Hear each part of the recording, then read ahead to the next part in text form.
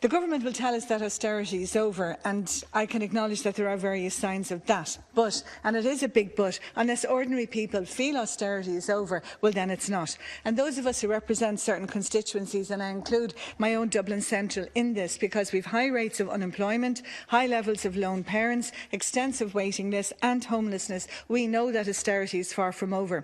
So it's good that we're debating this tonight and tomorrow so that we can concentrate on the real world and in actual fact take a reality check on what has been going on, because it's difficult to reconcile the statistics and the percentages which say one thing and what we see continues to be that reality on the ground.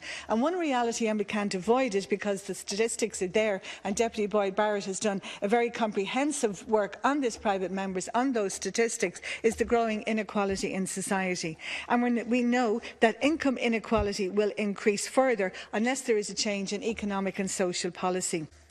In the part of Dublin Central that I represent in the North Inner City, there's a very small minority, 25% of households, who actually are owner-occupied. We have private tenants, public authority tenants, social housing tenants. Little or no rent control and enormous pressure with rent increases every day, increasing the threat and the reality of people being made homeless.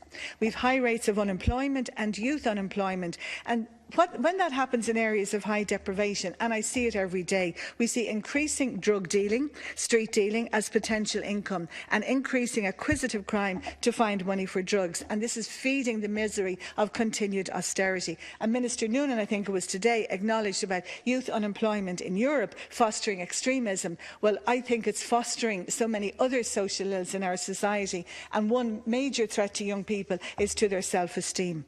There are sectors in society most adversely affected, and I feel for senior citizens dependent on their state pension, and we look at the extent of the cuts to them.